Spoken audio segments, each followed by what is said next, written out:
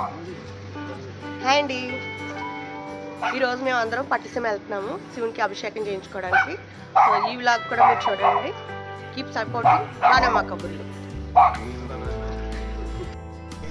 Bye.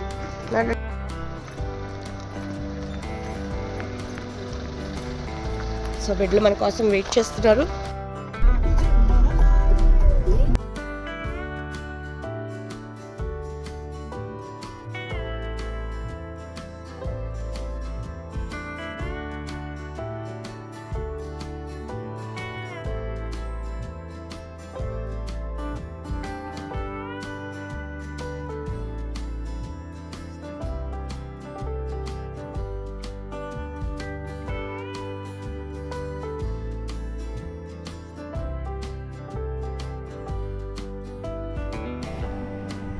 So ఇలా రావులపాలెం నుంచి మేము కొవ్వూరు వెళ్ళే రోడ్లోంచి స్ట్రైట్ వే అండి ఇది.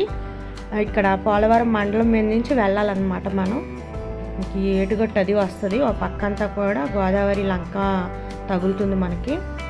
సింగిల్ రోడ్ అయితే ఉంటుంది.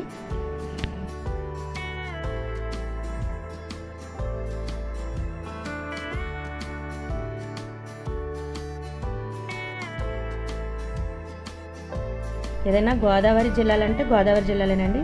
చుట్టూ లంక గ్రామాలు ఉన్న మధ్యలో ఈ గుడి అయితే మాత్రం మనం పంటి దాటి లాంచ్ మీద ప్రయాణం చేసి వెళ్ళాలన్నమాట. నేనైతే ఫస్ట్ టైం అండి వెళ్ళడం. వచ్చేసామండి.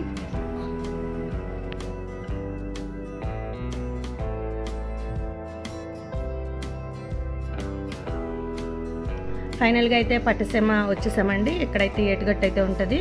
ఈ ఊరికి ఏంటంటే గోదావరి లంకల మధ్యలో ఈ స్వయంభూ అన్నమాట పట్టిసీమ. వీరభద్రుడు అయితే కొలువున్నారండి ఇక్కడ. వీరభద్ర స్వామి అంటారు. సో మీరు చూసారు కదా, ఇక్కడ లాంచ్ అయితే రెడీగా ఉంది. అందరూ కూడా భక్తులు అందరూ కూడా ఎక్కారు. ఇక్కడైతే మనకి శివరాత్రికి అయితే ఇక్కడి నుంచి అవతల గట్టుకైతే మనకి దాన్ని ఏమంటారు, బ్రిడ్జి లాగా కడతారనమాట కర్రలతోటి. దాని మీద నుంచి మనం వెళ్తాము. ఇదంతా వాటర్ అయితే ఫ్లోటింగ్ బాగా ఎక్కువగా ఉంటుంది. లాంచ్ అయితే మాత్రం గుడి వరకు వెళ్దండి. మధ్యలో ఇసుక తిప్పలు అయితే వస్తాయి కదా, అక్కడ దిగిపోయి అక్కడి నుంచి కొంచెం దూరం అయితే నడుచుకుంటూ వెళ్ళాలి.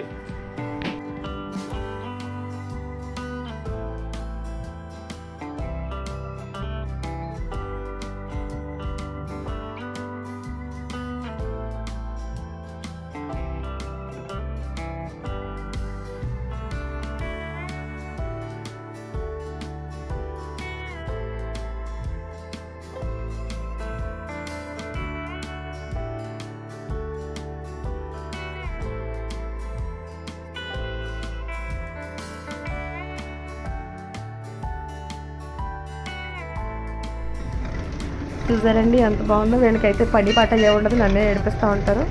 నాకైతే ఏంటంటే ఎక్కడికి వచ్చినా కూడా ఇలా ఫోటోలు తీసుకోవాలన్నా వీడియోలు తీసుకోవాలన్నా అదొక ఇంట్రెస్ట్ అనమాట. మెమరీస్ అవే కదా మనకి. సో ఈ గోదావరి మధ్యలో ఈ లాంచ్ మీద ఈ ప్రయాణం మాత్రం చాలా ఆనందంగా అనిపించింది నాకైతే. చూడండి ఎంత బాగుందో వ్యూ ఇక్కడ. మీరు ఎవరైనా సరే వెళ్ళాలనుకుంటే మాత్రం కంపల్సరీ వెళ్ళండి. మనం కాశీ వెళ్ళలేని వాళ్ళు కూడా మనం పట్టిసీమ అనేది వచ్చి దర్శనం చేసుకుంటే చాలా మంచి జరుగుతుంది మీకైతే మాత్రం.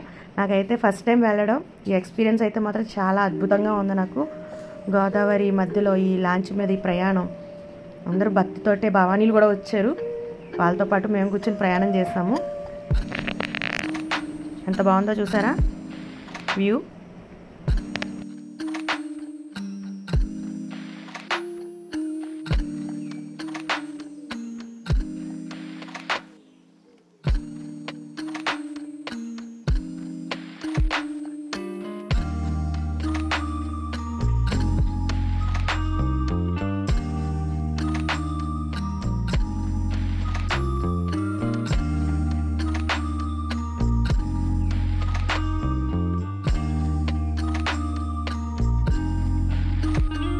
మీకు కనిపిస్తుందండి అదిగో గుడి.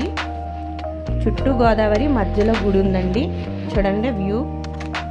సో ఇక్కడి నుంచి మనం నడుచుకుంటూ వెళ్ళాలన్నమాట.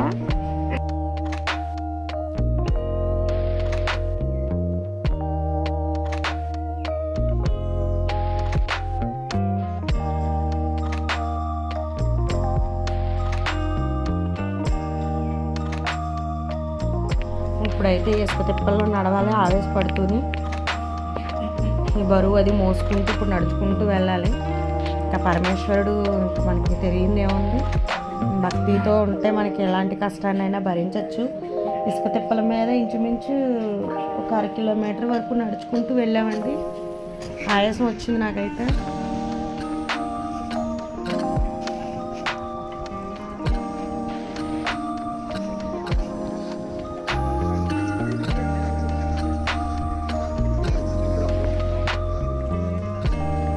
భగవంతుడా తండ్రి, ఆవేశం వచ్చేస్తా.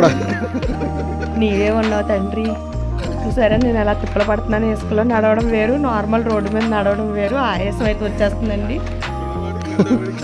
ఇంకా పరమేశ్వరుని తలుచుకుంటూ అలాగా వెళ్ళిపోయాం.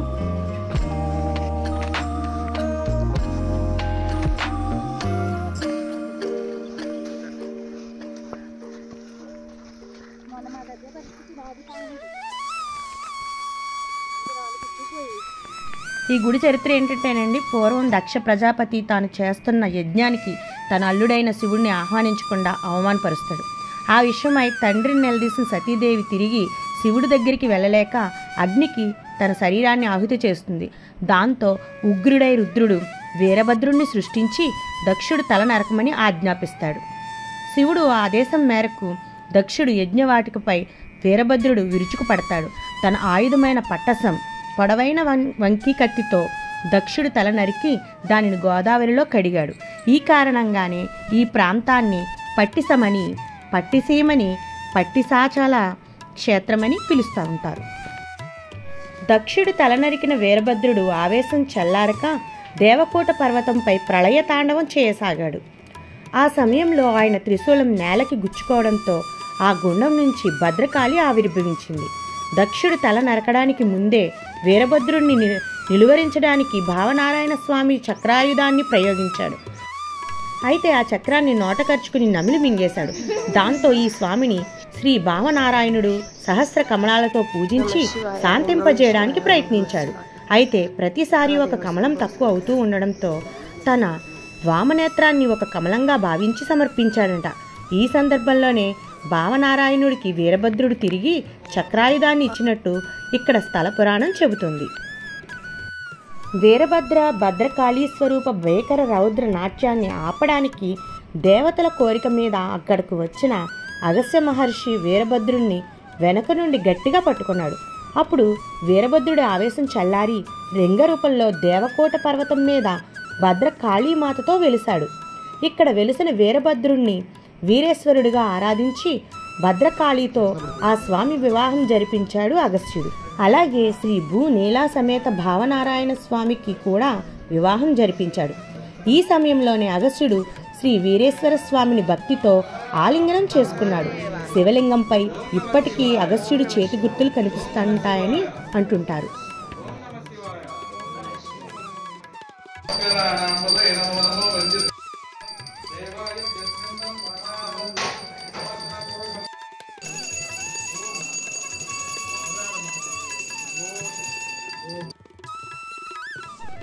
శ్రీ భద్రకాళి సమేత వీరభద్రస్వామి కొలువుదీరిన ఈ దివ్యక్షేత్రానికి శ్రీ భూనీలా సమేత భావనారాయణ స్వామి క్షేత్రపాలకుడు, కనకదుర్గ అమ్మవారు, శ్రీ మహిషాసుర మర్దిని అమ్మవారు ఇక్కడ గ్రామదేవతలుగా దర్శనమిస్తారు.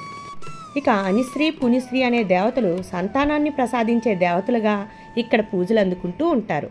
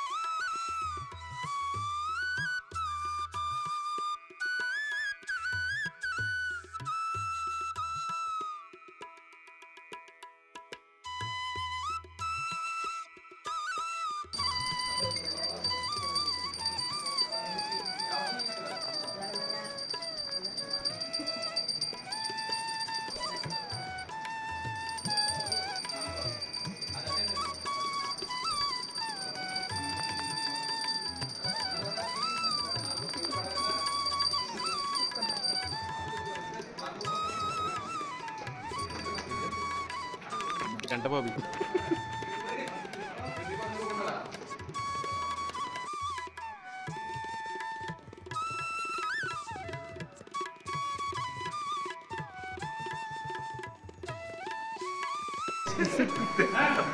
సో ఇదండి నా వ్లాగ్. పట్టిసీమ వచ్చాము. ఆ విశ్వేశ్వరుని ఆశీస్సులు మీ అందరికీ ఉండాలి. చాలా బాగా జరిగిందండి దర్శనం అదిని. సో నన్ను ఎలాగే సపోర్ట్ చేయండి. కీప్ వాచింగ్ బాణమ్మ కబుర్లు. నాతో పాటు మీరు కూడా బాగుండాలి.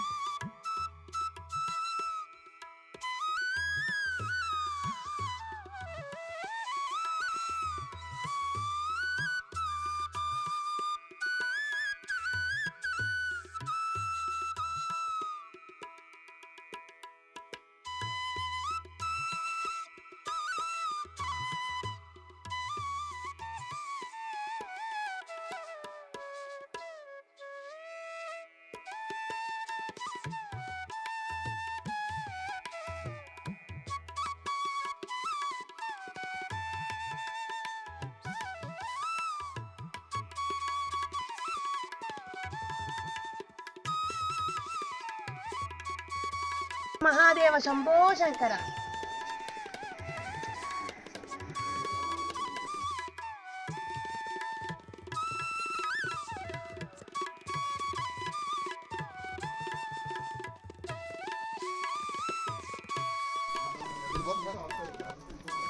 అంటే వెళ్ళిపోతుంది.